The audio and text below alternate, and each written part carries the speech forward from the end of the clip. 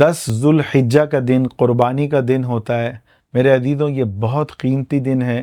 اس دن اللہ تعالیٰ رحمت کی، مغفرت کی بارشیں نازل فرماتا ہے کہ میرا بندہ میری محبت میں اپنا پیسہ لگا کے، اپنی جان مال لگا کے میرے لیے قربانی کر رہا ہے۔ اللہ کے نبی صلی اللہ علیہ وسلم کا ارشاد ہے کہ قربانی کے دن ابن آدم کے لیے کوئی بھی عمل خون بہانے سے زیادہ محبوب نہیں ہے۔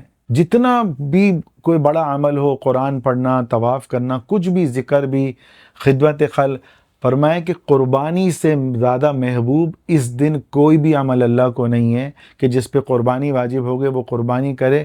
اس سے زیادہ بڑی نیکی کوئی بھی نہیں ہے۔ تو یاد رکھیں، جس پہ قربانی واجب ہے وہ قربانی کرے، ورنہ حدیث میں آتا ہے جو صاحب استعداد ہے اور وہ قربانی نہ کرے تو فرمایا کہ وہ عیدگاہ میں نہ آئے۔ تو کتنی سخت وعید ہے کہ کسی کے لیے اعلان ہو کہ وہ عیدگاہ میں داخل بھی نہ ہو۔ اچھا، ترمذی کی حدیث ہے کہ قربانی ظاہراً ہم دنیا میں کر رہے ہوتے ہیں نا، لیکن یہ قربانی قیامت کے دن ہمارے کام آئے گی۔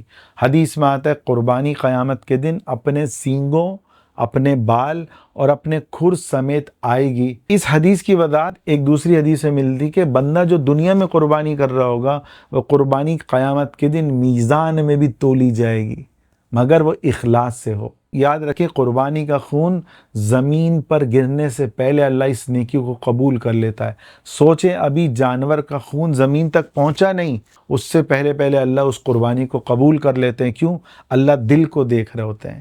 اللہ تعالیٰ فرماتے ہیں، نہ میں چہرے کو دیکھتا ہوں، نہ میں تمہارے مال کو دیکھتا ہوں، بلکہ میں تمہارے دل کو دیکھتا ہوں، تمہارے اعمال کو دیکھتا ہوں۔ ترمذی کی ایک حدیث ہے، میرے آقا صلی اللہ علیہ وسلم نے ارشاد فرمایا، بے شک قربانی کا خون زمین پر گرنے سے پہلے اللہ کے ہاں ایک مقام قبولیت پا لیتا ہے، بشرطیہ کہ اخلاص کے ساتھ ہو، ریا کے ساتھ نہ ہو۔ اور یاد رکھیں، قربانی یہ ابراہیم علیہ السلام کی ایک سنت ہے جو ہزاروں سال سے، 2000 سال، 2200 سال سے یہ چلی آ رہی ہے۔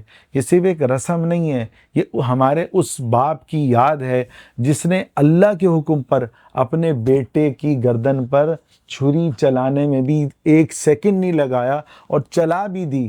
وہ تو اللہ نے آسمان سے مینڈا بھیج دیا، دمبا بھیج دیا، آنکھ کھلی تو دیکھا کہ دمبا جو ہے وہ ذبح ہو چکا تھا۔ تو اللہ اس قربانی کے ذریعے خون نہیں مانگ رہا، اللہ صرف دل دیکھ رہا کہ میرے بندے کے دل میں کیا ہے۔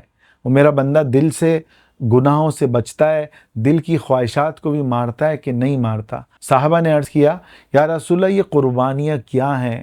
آپ صلی اللہ علیہ وسلم نے فرمایا، سنت ابیکم ابراہیم، یہ تمہارے باپ ابراہیم علیہ السلام کی سنت ہے۔ صحابہ نے عرض کیا، ہمیں قربانی میں کیا ملے گا؟ آپ صلی اللہ علیہ وسلم نے ارشاد فرمایا کہ بکل شعرۃ حسنہ، سنن ابن ماجہ کی حدیث ہے کہ اس قربانی کے ہر بال کے بدلے میں ایک نیکی ملے گی۔ اور قرآن میں اللہ فرما رہے ہیں، فَمَن يَعْمَلْ مِثْقَالَ ذَرَّةٍ خَيْرًا يَرَهُ، ایک نیکی بھی ہوگی وہ قیامت کے دن میزان میں تولے گی۔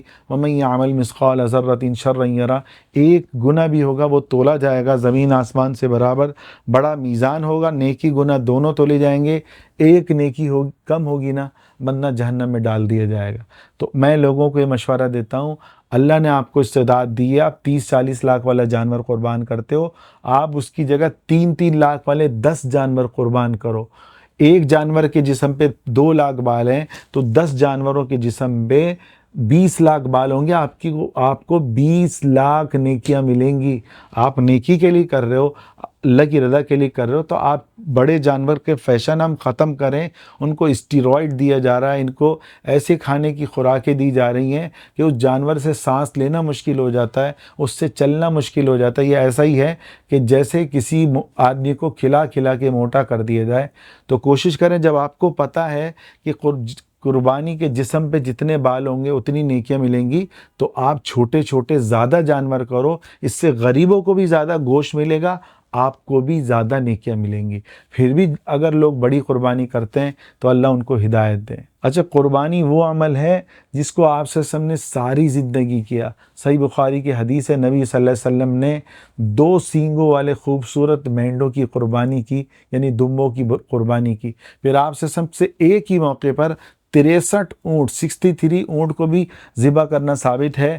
ہر اونٹ آپ کے پاس خود چل کے آتا اور اپنی گردن آگے کرتا، آپ صلی اللہ علیہ وسلم ذبح کرتے رہتے اور وہ اونٹ خود چل کے آ رہے ہوتے کہ ہم اللہ کے رسول صلی اللہ علیہ وسلم کے ہاتھوں ذبح ہونا اس سے بڑی کیا سعادت ہے۔ تو قربانی ایک وہ سنت ہے جو ابراہیم علیہ السلام سے اب تک چلی آ رہی ہے۔ تو میرے عزیزوں یاد رکھیں، جس کے پاس مال بھی ہے، طاقت بھی ہے، پھر بھی اگر وہ قربانی نہیں کرتا اس کے لیے سخت تنبیہ ہے۔ سنن ابن ماجہ کی حدیث ہے کہ آپ صلی اللہ علیہ وسلم نے فرمایا جو وسعت رکھنے کے باوجود قربانی نہ کرے، میں نے اس کو مال دیا ہے پھر بھی قربانی نہ کرے، وہ ہماری عیدگاہ کے قریب بھی نہ ہے۔ یعنی وہ شخص اتنا منحوس ہے اور اتنا لعنت زدہ ہے کہ اس کے لیے کہا گیا کہ وہ قریب بھی نہ پھٹکے۔ کتنی خطرناک تنبیہ ہے۔ ایک اور بات کا خیال رکھیں کہ بھائی جو قربانی کر رہا ہو اس کے لیے لازم ہے کہ وہ قربانی سے پہلے، اگر اس کی قربانی 10 ذوالحجہ کو ہو رہی ہے، 11 کو ہو رہی ہے، 12 کو ہو رہی ہے، پہلی ذوالحجہ سے لے کے نہ وہ بال کاٹ سکتا ہے نہ ناخن کاٹ سکتا ہے، اور یہ آپ صلی اللہ علیہ وسلم کی سنت ہے۔ اور آپ صلی اللہ علیہ وسلم نے مشورہ دیا ہے کہ جو قربانی کرے وہ نہ وہ بال کاٹے نہ ناخن کاٹے، جس دن اس کی قربانی ہو اس دن وہ اپنے بال بھی کاٹ سکتا ہے، ناخن بھی کاٹ سکتا ہے۔ بالوں کی قربانی تیسری عید کو ہو رہی ہوتی ہے اور وہ پہلے دن ہی بال کاٹ لیتے ہیں، یہ خلاف سنت ہے۔ تو میرے عزیزو، یہ قربانی کے جو 8 سے 10 حدیثیں سنائیں، کوشش کریں اس کو زیادہ سے زیادہ پھیلائیں تاکہ ایک بندہ جس پہ قربانی واجب ہے اور وہ قربانی نہیں کر رہا، اس کے لیے اس میں سخت وعید بھی موجود ہے۔ تو جتنے لوگ اس کو سن کر قربانی کریں گے ان کی ایمان کی بیٹری چارج ہوگی، آپ کو مکمل قربانی کا اجر ملے گا۔ آخر میں ایک بات ایڈ کر دوں، اس زمانے میں نے تفصیلی ویڈیو ریکارڈ کرا دی ہے، جس عورت کے پاس 1 تولہ سونا بھی ہے اور 1 روپیہ بھی ہے، اس پر قربانی واجب ہے، جس کو 25,000 سے 30,000 تک کا جو ایک حصہ گائے کا یا اونٹ کا بنے گا اس کو دینا ہوگا، چاہے وہ کسی بھی طریقے سے کرے، کسی مدرسے کے ساتھ منسلک ہو کے کرے یا چند لوگوں کے ساتھ مل کے کرے، لیکن اس پہ قربانی واجب ہے، یا پھر وہ بکرا کر لے۔ تو کوشش کریں، جو عورتیں کئی سالوں سے جو ہے قربانی واجب ہے، اور کیونکہ اب گولڈ کے ریٹ اتنے بڑھ چکے ہیں، اب اکثر عورتوں کے پاس 1 تولہ سونا ہے، تو اکثر گھروں میں سمجھ لیں کہ قربانی واجب ہے۔ اللہ تعالی ہم سب کو ان احادیث کو زیادہ سے زیادہ پھیلانے والا بنائے۔